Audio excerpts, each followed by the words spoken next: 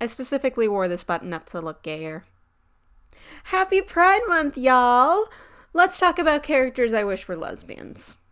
There's no deeper meaning to this video. It's just me listing 10 characters that I wish were lesbians. It's not that deep. Actually, it's more 10 characters that I'm mad they made straight and no, I will never be over it list. Featuring women who have never shown any interest in men, and that just automatically makes them lesbians in my eyes.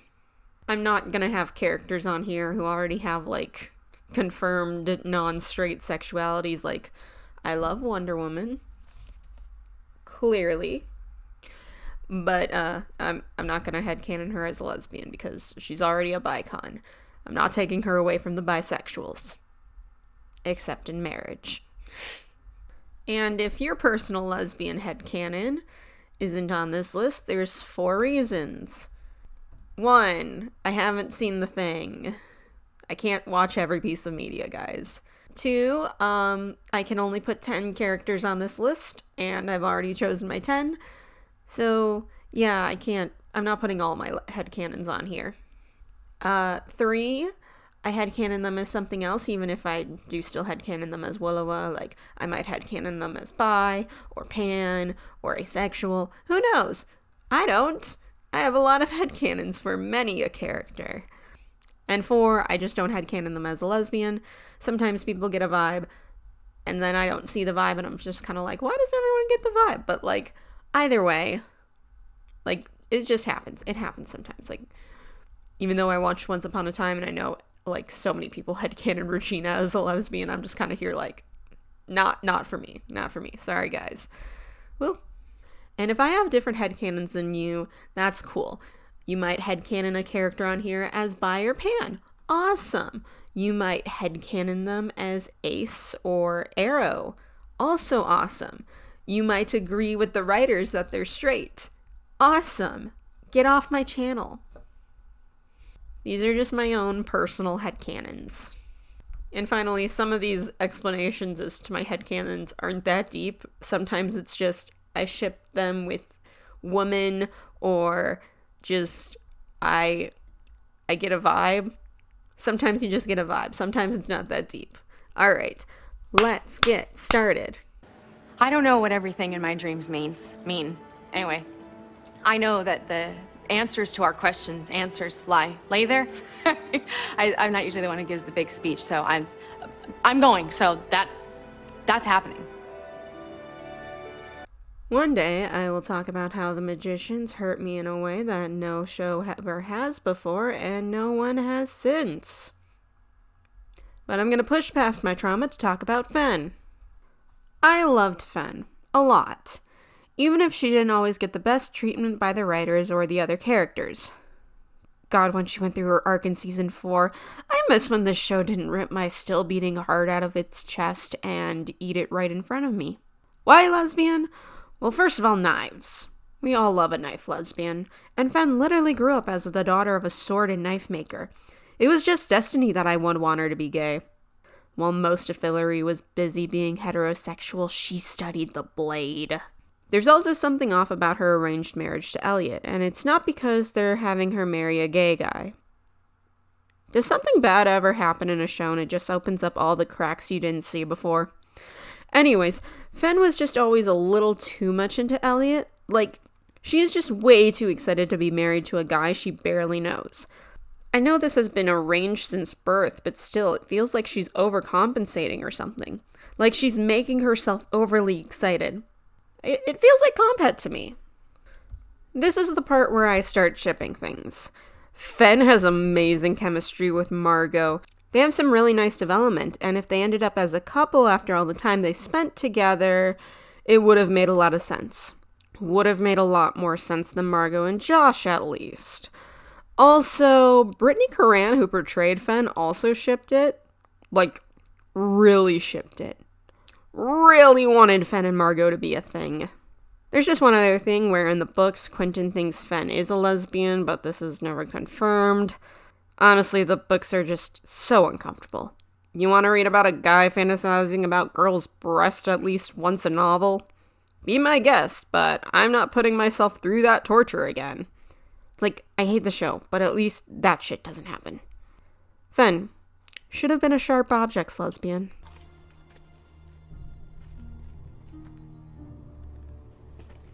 Hey, who are you? My name is...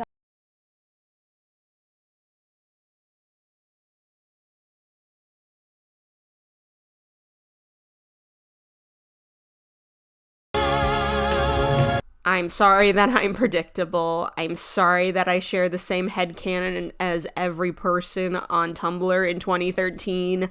I deserve to be roasted alive for this. But let's face it, you all want Elsa to be gay too. Disney will never give us a lesbian princess, but I'm gonna insist that she is one anyways. Now, there are two ways I could spin this.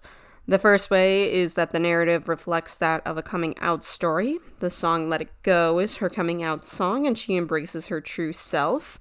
Her powers are a metaphor for her being a giant lesbian. She's an X-Men that way. The X gene is a metaphor for being gay. More of the X-Men need to be gay. I'm looking at you, Cyclops, Wolverine, and your secret poly relationship that we know you guys have with Jean and Emma. Where was I? Oh, right. Elsa's ice powers being a metaphor for gay. But you guys don't need me to tell you this. You already know this. You've been reading those meta posts since the first movie came out. Also, Show Yourself is the better queer song. I said it, and I can't take it back. If I heard that song as a child, I think I would have known I was gay sooner. I say that about a lot of things, though. The second way I could talk about this is a lot simpler. She doesn't have a male love interest, and I ship her with Honeymaren. Yes, I know they have 1 minute of screen time together, but A, people ship her with Hans, and B, if Honeymaren were a guy, everyone would see it as okay. And in Once Upon a Time, this continues to be true, but with Emma Swan instead. Emma's not on this list, I headcanon her as bi. Once Upon a Time was so femme-slashy when I was rewatching certain episodes, and I was so stupid for not realizing it.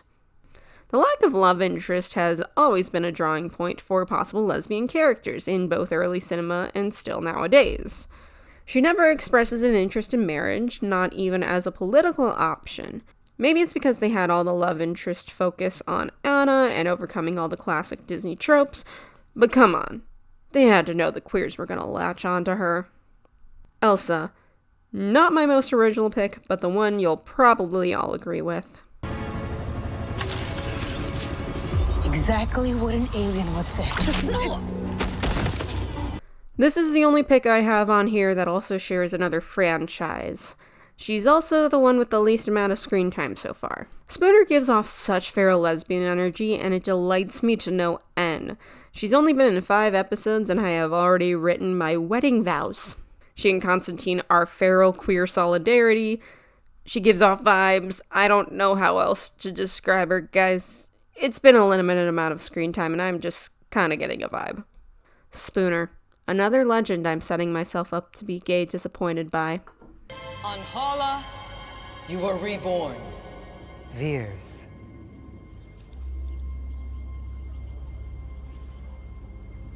My name is Carol. I recognize that Disney might make the decision to give Carol a male love interest, but given that it's a stupid-ass decision, I've elected to ignore it. This is also the part where I turn into Rowan Ellis. Okay, for those who haven't seen Captain Marvel, Carol spends the first half of the movie having amnesia and no idea who she is.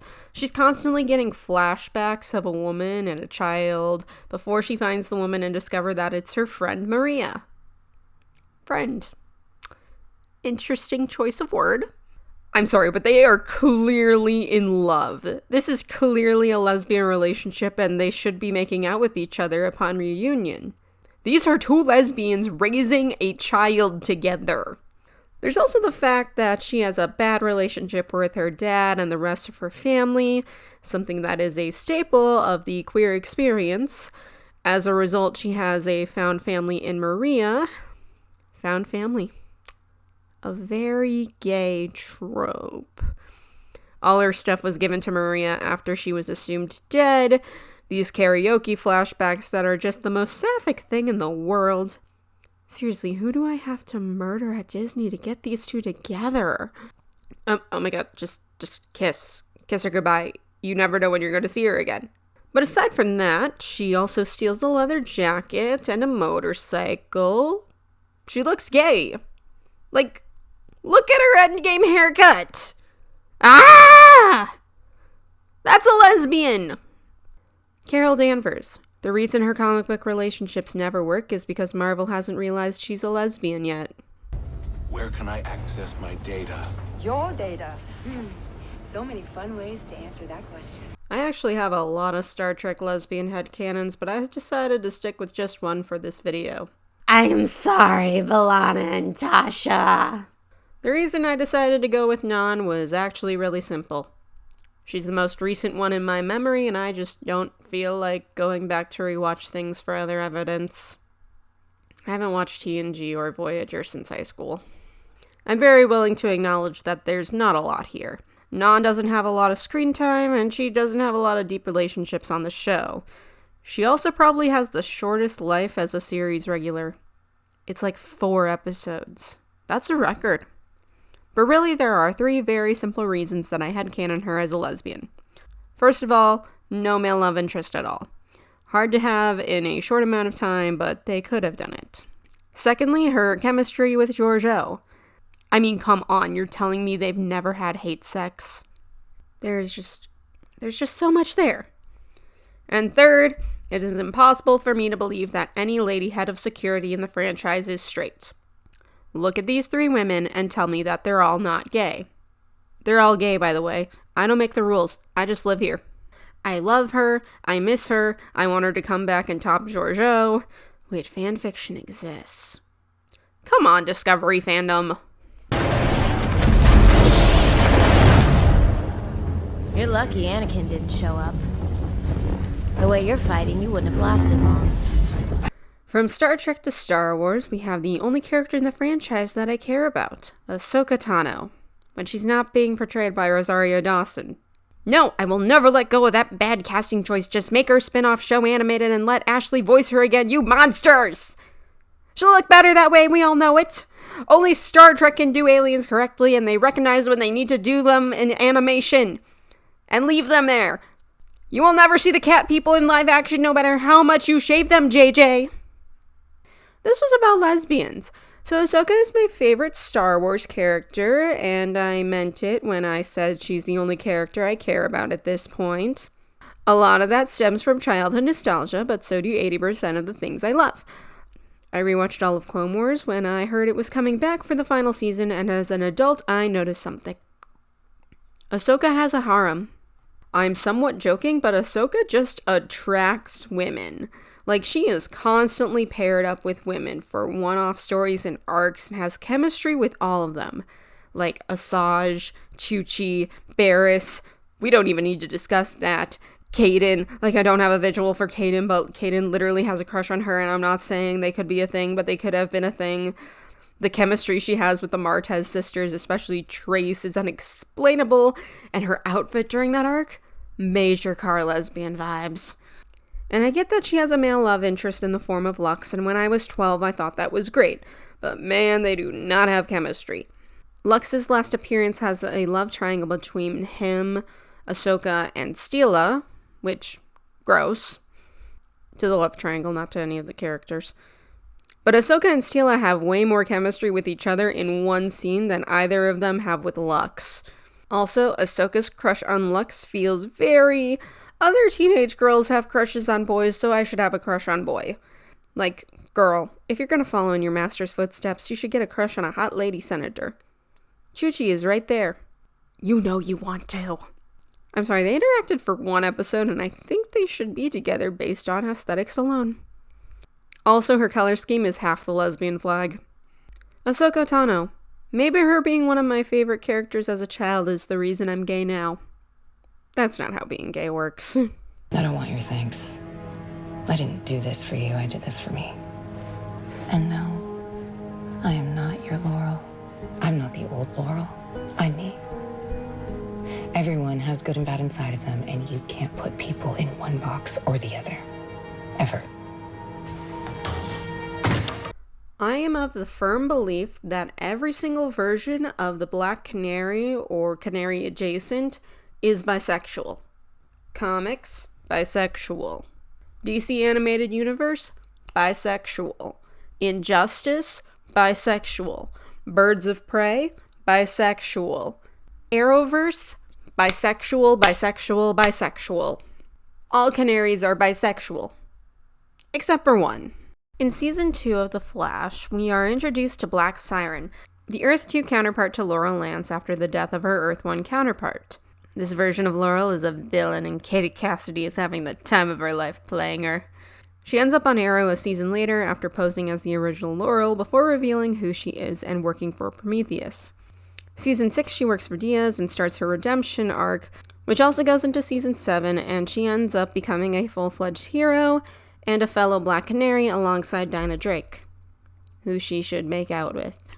So why do I think she's a lesbian? Well, first of all, look at her Season 8 haircut. Lesbian if I ever saw one. But really, there's just something about her. That confidence, the way she presents herself, how she just kind of kills so many men. That might be a me issue with headcanons. Some of you might point out that she dated both Diaz and Oliver of Earth 2, but I say to the first one, you remember Season 6? Also, to me, it felt like she wasn't actually with Diaz because she was into him, and instead because he was the boss of their whole operation. Girl has to protect herself somehow. And the second one, Oliver Queen is such a bad boyfriend on any Earth that he could turn any girl into a lesbian. There's just some random aspects of her as well. I don't know. Maybe it's just that she hates every man who enters her space that isn't related to her. What really solidified her lesbian status for me is definitely her interactions with Dinah, though. I wouldn't say it solidifies lesbianism as much as just me wanting them to make out. There's just so much chemistry, like a lot of chemistry. If anyone wants to be disappointed by another queer ship in a CW show, just watch anything with them, especially in the Green Arrow and the Canaries backdoor pilot. I'd been shipping them since Season 7 and was happy that everyone jumped on board. Just wish it didn't take till literally the second to last episode of the show. I wish the pilot had gotten picked up. I was ready to be queer-baited. Laurel Lance. Gail Simone pushed that queer canary agenda, and I am just following her lead. No way, buddy! I know I was gone for a while, but I will not be replaced! Where's Scrooge?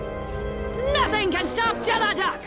Della is one of the best things to come out of the DuckTales reboot. I would like to see her outside of it, if nothing else just to confirm that she's a lesbian. Or at least that there'd be a chance. Then she can also be Disney's first openly gay character. Della Duck is the mother of Huey, Dewey, and Louie. She got trapped on the moon before they were hatched and has been trying to make it back ever since. She's a total badass and deserves to kill a man. So why lesbianism? Well, for one thing, we don't know who the father of her children is. Yep, this question will forever remain a mystery.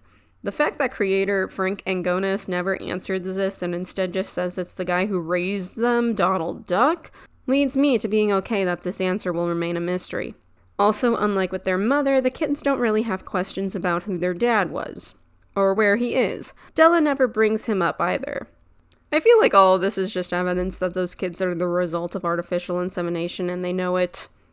I can imagine that conversation. But aside from the lack of dad for her children, there are other reasons that I believe Della is gay as hell. Excuse me while my inner man-hater claws its way out of my chest. Well, more like claws its way out of my mouth. It's been pretty close to the surface lately. Della just hates every man that isn't related to her. I'm right and you all know it. She's never met Gyro, but if he was in front of her, she'd kill him. Very confused by Launchpad and is ready to throw hands with him and insult him. Come on, Della, you guys could be lesbian bisexual pilots who date people whose main color is purple solidarity. What am I revealing about myself with that statement? Also, she's clearly dating both Penny and Celine. So jot that down. Look, sometimes the ship talk is going to take up like half the section and other times it's like a footnote. Della Duck. Nothing can stop her except the fact that she's owned by Disney. みんな、今度は私の後ろ姿をしっかり見ててください. You can pry this headcanon from my cold dead hands. Look, I recognize that she had a crush on Sasuke for the whole series, but hear me out. She's a lesbian. Okay, so in a flashback during the Chunin exams arc, we see how close Sakura and Ino used to be. Ino protected Sakura from bullies and made her realize how beautiful she was. That she was a person with value that other people should see. That she was like the Sakura blossoms she was named after. To anyone who hasn't watched Naruto and thinks I'm exaggerating, I'm not. Guys, I'm not. Naruto is so fucking gay. Like, oh my god. So after all that, Sakura and Ino end their friendship because they both have a crush on Sasuke. Or are in love with Sasuke. And I don't believe that for a second. And not just because they're 5 and no 5-year-old actually knows what love is, but because Sakura is clearly in love with Ino. So at one point in the flashback, Sakura runs up to her classmates and yells, "I am in love!" And every single girl there automatically assumes it's Sasuke that she's in love with, because every girl's in love with Sasuke. But she never actually says that she's in love with Sasuke. Everyone just assumes she's in love with Sasuke. But at this point, we've never seen tiny baby Sakura interact with Sasuke. You know who we have seen her interact with? Tiny baby Ino. So what I'm saying is that Sakura realized that her classmates were straight and then convinced herself that she was also straight by pushing down her feelings for her bestie and instead hyper-focusing on Sasuke. I know all of this is just my fan fiction, but is it going to stop me from headcanoning Sakura as a lesbian so far back in the closet she found Dean Winchester before reaching Narnia? Nope. Like I said, pry this from my cold dead hands. I am already doing a better job at writing her than Kishimoto. It's a low bar, but still. Sakura Haruno. I don't have a fun outro for this, just that I know the truth. Honorable mentions. Nancy from Lone Star, she gives off an energy which just screams butch lesbian. I want her to date a known bicon Marjan, even though they've had like 5 seconds of screen time. The struggle of shipping is real. Toph Beifong, girl is way more impressed with every strong woman she meets, more than she ever is with any man. Lexi Bunny from Lunatics Unleashed, I don't know how many people remember this show, but I rewatched it recently and I'm like, man, she just never shows interest in men, and everyone's like, oh, there's a ship tease with Ace, and it's like, liar, get out of my face. She's for the lesbians now. I've claimed her. Merida, same reasons as Elsa, minus the musical numbers, and in Once Upon a Time, replace Emma Swan with Mulan, because goddamn, did those two have chemistry, and I wanted them to make out.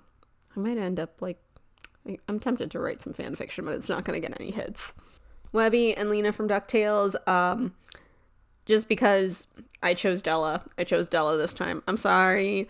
Also, they're little baby gays, and the baby gays need to have time to figure themselves out.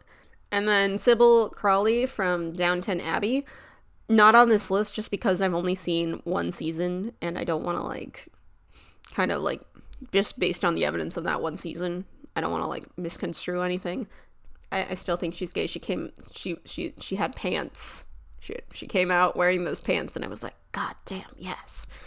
All right, now let's just get to my extremely obvious number one. If you haven't figured it out by now. Okay, I made it past the first firewall. Wait, is that? You've all seen my icon. If you couldn't guess this by now, why are you even here? Also, where did my water go? I am going to be mad till the day I die that she is not a lesbian. And I will admit, when I heard she was getting introduced in the show, I was hoping she'd be some kind of gay. Preferably pansexual or a lesbian, because no Arrowverse show had a pansexual main character yet, and Legends had never had a lesbian main character either. So either one I was down with. But over the course of her first season, it became harder and harder for me to see her as pan, and just lesbian vibes, you know? She had this resentment and hatred towards men, and as a fellow man-hating lesbian, I vibe with that. So I started hoping she'd be a lesbian. She also has a lot of soft butch outfits. I mean, plaid, army jacket, what could be more gay? There's also her sarcastic responses to anything and everything. Okay, I might just be projecting there. What about every outfit she chooses for a mission? I mean, those suspenders in the Old West episode? Come on, guys. Come on. Now let's talk about how willing she is to discuss the hotness of other women. Because Amaya is very hot. That one lives in my brain rent-free. And she openly stares at very hot women. Also, her need to help other women, especially when they're being pursued by men. She found an island of all women and took Helen of Troy there. Take me to Willowa Paradise, Zari. Now let's discuss that she doesn't know what a hot man is. There's the fact that she's really defensive over any implication that she likes men, from Elvis to Sanjay to Nate, and not in a flustered way. It's always, please stop implying that I would hook up with him, guys, I'm so gay, it's not even funny. She has to be told if Jonah Hex is hot or not, which I also need that to be answered for me by someone who isn't Rip Hunter, because he would obviously say yes. All of her romances with men have felt very forced, like everyone is just telling her to be into these guys when she doesn't want to. I don't know if TV writers are aware of this, but having a bunch of characters say that one character is into another character doesn't make me want the characters to be together. It just makes me annoyed and feels like things are being shoved down my throat. Lesbianism also extends to her other timeline counterpart, Zari Tarazi, who is femme lesbian. I personally think we rely too much on the butch femme scale to add a kind of extra layer of identity, and it forces people to kind of identify with things that they might not be comfortable identifying with, as well as people kind of forcing themselves to fit the mold of those like labels. But it fits here.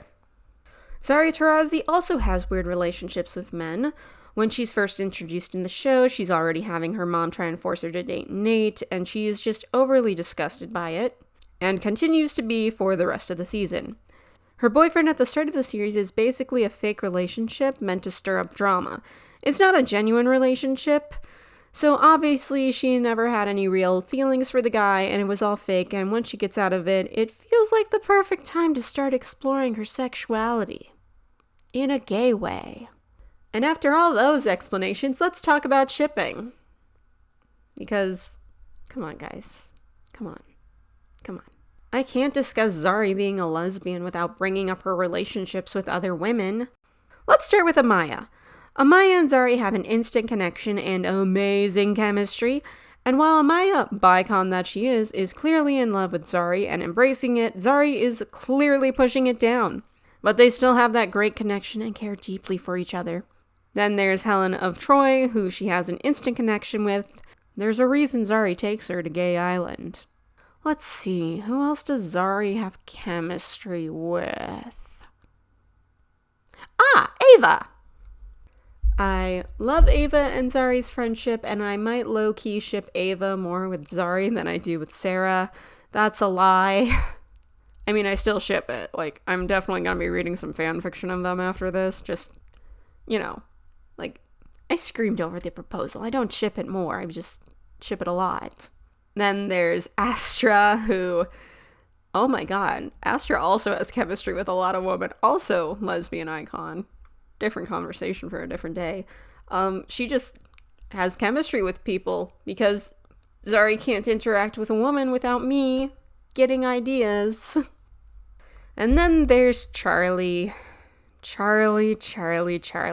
who has so much sexual tension with Zari, it convinced every gay person watching that it was actually going to happen. Zari calls her hot and they just make eyes at each other. Like, how do you not let them make out? Oh, wait!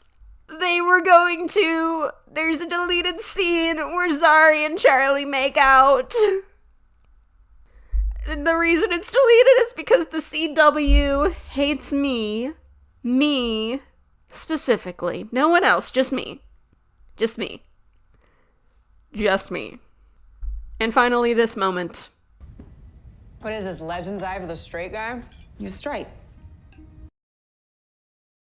You never answered, Zari. I would like that answer. The answer is that she's a lesbian. And those have been my top 10 lesbian headcanons. Feel free to express your own in the comments down below. What are your top 10? Are you as mad as I am that Zari isn't a lesbian? Let me know. Don't forget to like, share, and subscribe, as well as following me on social media. Links down below. Thank you guys. Happy Pride, and I will see you all next time. Mwah. I'm not doing that. Again, I'm probably gonna have to keep that in.